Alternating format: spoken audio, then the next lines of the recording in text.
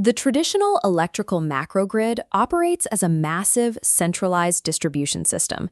It relies on a sprawling web of transmission lines to move power from large, distant generation plants directly to millions of end users. But this high degree of interconnection creates an inherent structural vulnerability. Because the network is physically tied together, a single point of failure, like a severed high-voltage line or an overloaded substation, can trigger a cascading voltage collapse across hundreds of miles. When the cascade happens, entire metropolitan areas go dark to protect the macrogrid. Yet amid widespread blackouts, you occasionally find a distinct anomaly: a single hospital or campus operating at full capacity, completely unaffected by the regional grid failure. That surviving pocket of electricity is a microgrid. It is a localized network that aggregates its own electrical loads and distributed energy resources, or DERs, into a single controllable entity. Every microgrid operates as a distinct electrical system within a strictly defined electrical boundary, separating its internal energy flows from the wider utility network. The defining feature of this architecture is its ability to seamlessly decouple from the failing macrogrid, isolate its internal assets, and operate entirely independently. By combining localized generation, advanced energy storage, and the ability to sever ties, power engineering is transitioning infrastructure from a vulnerable monolithic grid to a resilient cellular network. To understand how this cellular approach works, we have to map the physical architecture. It begins with the local demand, the specific buildings, critical facilities, and industrial loads the system is designed to protect. Next, we add the distributed energy resources. Often, this includes intermittent renewables like solar photovoltaic arrays and small-scale wind turbines, generating clean electricity within the microgrid's boundary. Because wind and solar fluctuate, the network requires dispatchable assets to guarantee firm power delivery. This means integrating large-scale battery energy storage systems and responsive on-site generators. These varied assets are orchestrated by the master microgrid controller. This central software brain monitors local consumption, tracks weather forecasts, and issues real-time dispatch orders to every asset on the local network. The entire local network touches the traditional utility grid at exactly one place, the point of common coupling, or PCC. During standard blue sky operations, the PCC switch remains closed. The master controller optimizes local assets to keep energy costs low, drawing supplementary power from the macrogrid or selling excess local generation back to the utility. But if the utility grid experiences a catastrophic voltage drop or physical failure, the master controller detects the anomaly in milliseconds. This triggers island mode.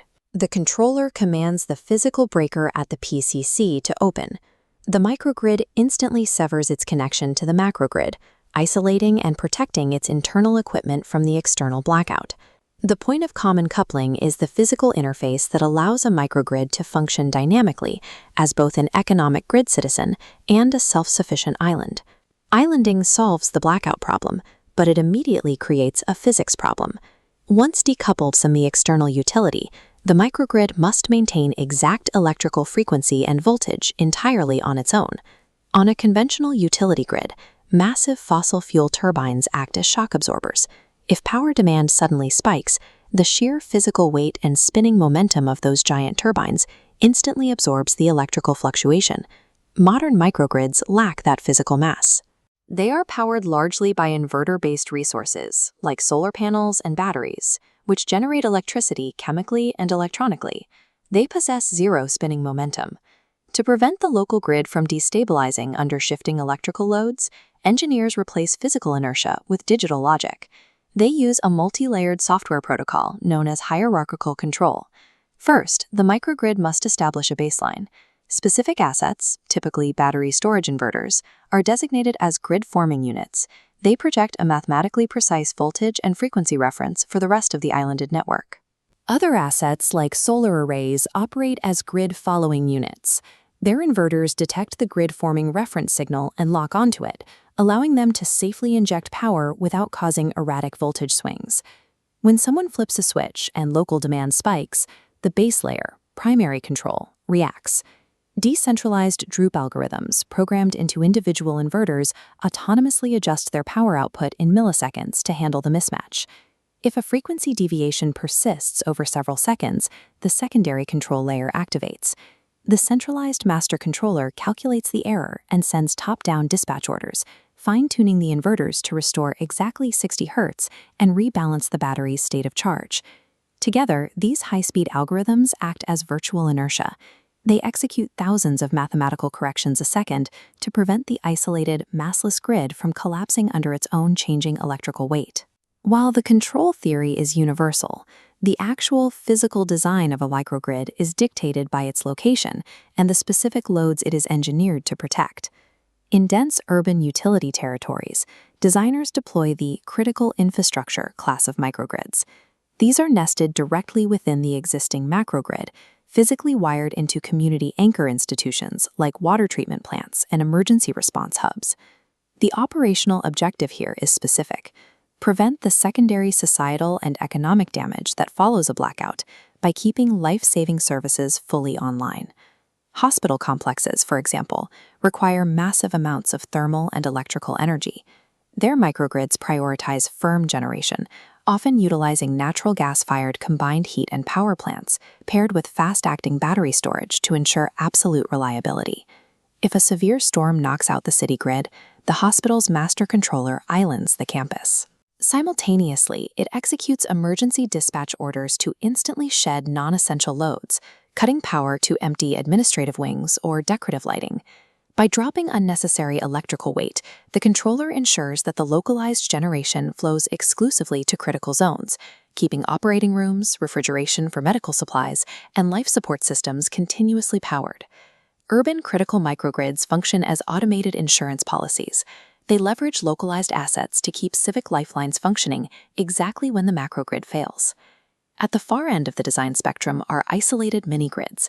These operate in extreme, remote geographic environments where building a transmission connection to a central utility grid is physically or economically impossible.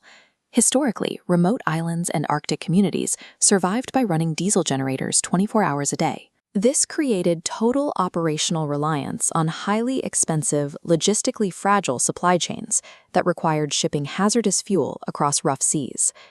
Today, isolated microgrids achieve total autonomy.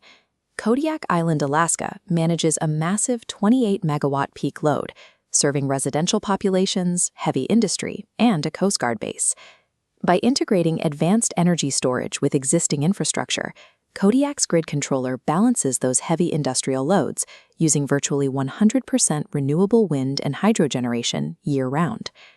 Over 4,000 miles from the U.S. mainland, Tau Island serves as the benchmark for 100% solar plus storage isolated system.